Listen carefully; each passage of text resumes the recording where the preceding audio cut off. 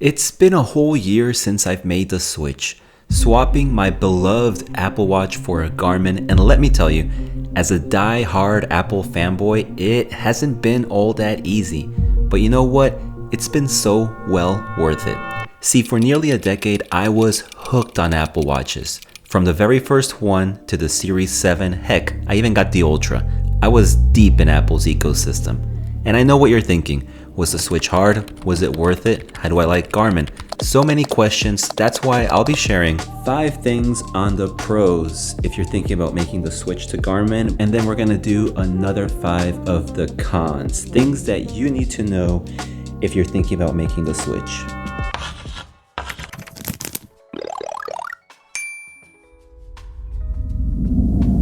I'm starting with the more obvious ones before getting into the deeper topics. That being said, the first one on this list is battery life. This isn't gonna be a surprise, but on a Garmin, you're literally gonna have days of battery life. I mean, just look at this. A $299 Garmin watch, the Vivo Active 5. You scroll down here, you're literally getting 11 days of battery life on smartwatch mode. I remember when I would rock my Apple Watch all the time, I felt like at the end of the day, my battery life was always like at 10 or 20% on it, and it just got tiresome because yes, I could definitely charge it, but then it felt like that next morning before work I had to charge it again for a few minutes so it would last me the whole day. I'm an Apple fanboy. I love my tech. I carry an iPhone, AirPods, an iPad. I have a lot of devices. Switching to Garmin just felt right, and for a year now I've been getting more into running, and having this extra battery life has just made it so convenient for me. The next thing that I really like about making the switch towards Garmin were the health metrics.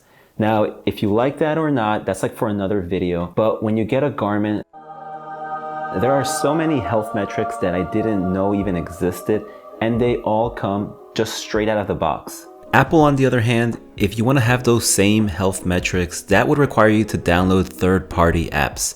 That's an extra monthly subscription expense, and I'm a struggling YouTuber, so money I don't have. Now, it's not all perfect with Garmin. If this might be your first time purchasing one, stay with me because under the cons, I do want to touch a little bit about the setup process. I'm going to be as honest as I can with you.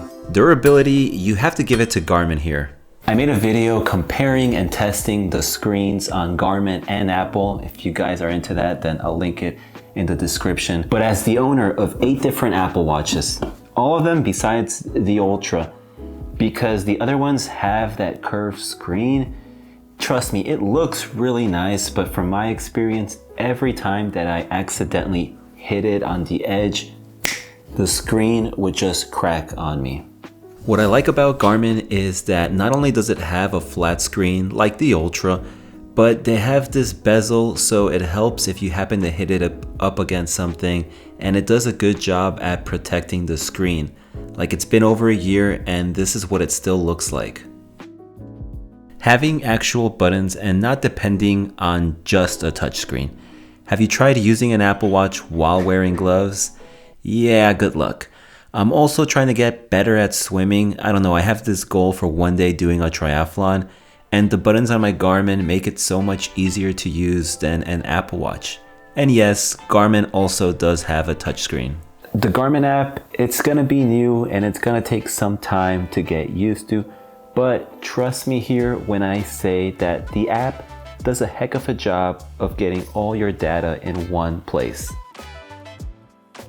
When I was rocking my Apple Watch 24/7, I remember on my iPhone, I was constantly on the Health app, the Fitness app, and the Apple Watch app. And if you wanted the same health metrics that the Garmin has, then you're downloading third-party apps.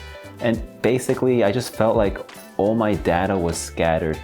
It's not the same with Garmin, everything's just laid out there for you. All of this sounds really good, but press on the brakes because before you go out and buy a Garmin, I need to share with you the things that you're gonna need to adjust to. I've had cellular LTE on my Apple Watch from the Series 5 and up, so I'm very used to making calls without the need of having a phone. Also, the ability to stream music directly on the watch. On a Garmin, you're not gonna get the same cellular experience as you would as an Apple Watch. So if you do want that LTE experience, you're gonna need to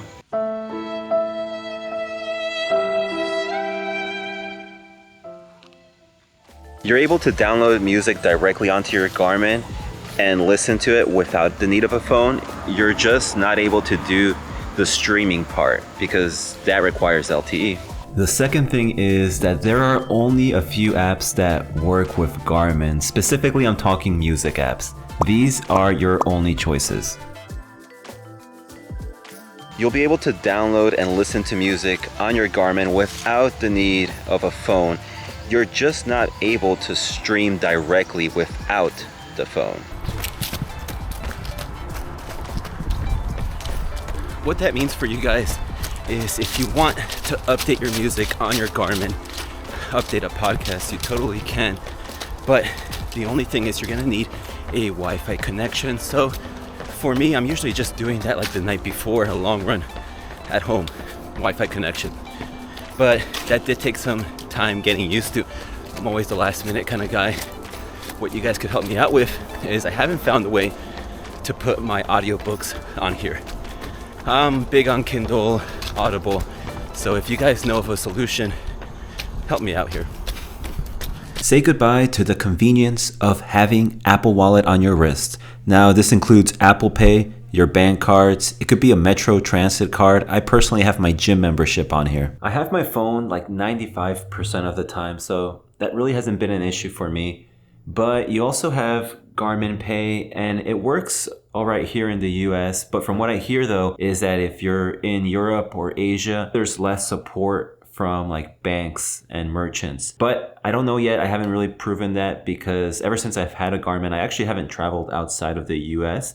Maybe for a future video though. The fourth thing on the list is the setup process with Garmin.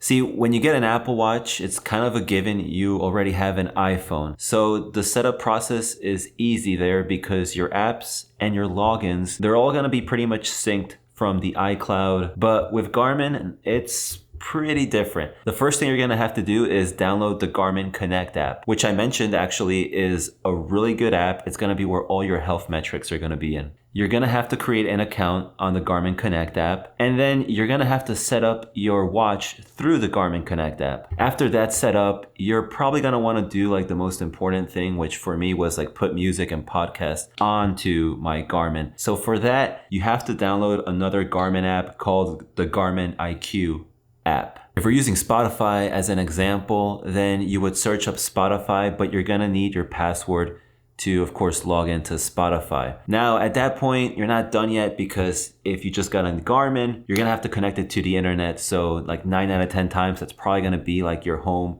Wi-Fi. So you're gonna have to log into that, and then you can finally put music and podcasts onto your Garmin. It does sound like a lot, but the good thing is that this is just a one-time thing. When you want to update a playlist or download more songs, you could just do that instantly from your watch when you're in a Wi-Fi connection, like my house. So I don't want it to steer you guys away. I just want to be as truthful and keep it 100 with you guys. I've been trying to find quality ways to accessorize my Garmin, but there isn't much if you're really comparing it to the Apple Watch. So I've actually been working on this for a few months now, but I'll be releasing 3 new accessories for Garmin.